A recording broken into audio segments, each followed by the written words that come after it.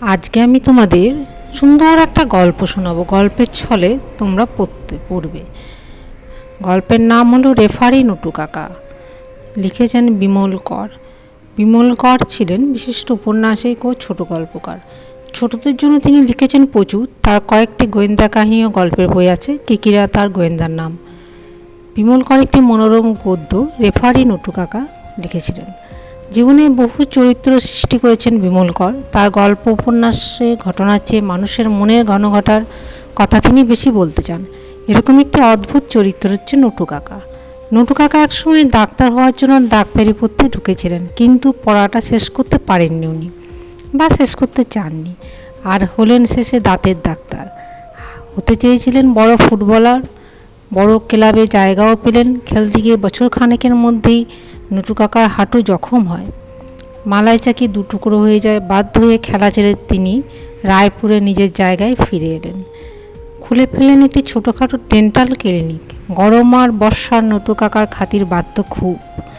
বড় খেলা হলে ডাক পড়তো নটু কাকা রেফারি করার জন্য। হাজার হোক কলকাতার মাঠে খেলেছেন তো, অভিজ্ঞতা অনেক। ফুটবল মাঠে নটু কাকা ছিলেন একবারে জাত রেফারি। ধাতে কড়া, মেজাজে ঠান্ডা, আর সবচেয়ে বড় কথা সিদ্ধান্তে অটল অবিচল। চিৎকার চেঁচামেচি গালমন্দ করেও তার সিদ্ধান্ত বদলানো যেত না।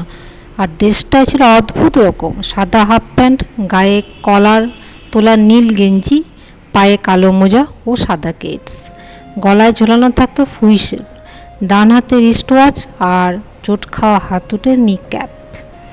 যা হোক, লোকাল টিম রায়পুর টাউন ও সালতোর কোলিয়ারির খেলা, জাররাজ কাপের ফাইনাল ম্যাচ, আর রেফারিকে আমাদের নটু কাকা। রায়পুরের পক্ষে কয়েকটা সুবিধা ছিল। নিজেদের মাঠে খেলা, অত্যন্ত সৌদুয়েক লোক রায়পুরের পক্ষে চেঁচাবে, সারাক্ষণ বাজবে ভেপু ও কাসর ঘণ্টা, এতেই সালতোরের মেজাজ যাবে বিগড়ে। কিছুক্ষণ খেলার পর রায়পুর একটা গোল খেয়ে গেল। হাফ টাইমের পর রায়পুর সেই গোলটা শোধ করে দিল।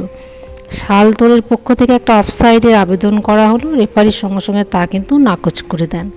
এরপর হঠাৎ সালতোরের গোলকিপারের সঙ্গে ধাক্কাধাক্কির পর বিজু মুখ চেপে মাটিতে বসে পড়ল। বিজুর মুখে রক্ত আর তার একটি দাঁত মাটিতে পড়ে রয়েছে। নটু কাকা দাঁতটি তুলে পকেটে পুরলেন, আর সঙ্গে সঙ্গে রায়পুর পেল পেনাল্টির সুযোগ। পেনাল্টির সুযোগে রায়পুর 1 গোলে জিতে গেল। সেদিন সন্ধ্যায় বিজু জানায় তার ওই দাঁতটি ছিল পোকা ধরা। নটু কাকা দাঁতের ডাক্তার হয়েও তা কিন্তু ধরতে পারেননি। এরকম বহু মনোরম স্বাদের গল্প লিখেছেন বিমল কর।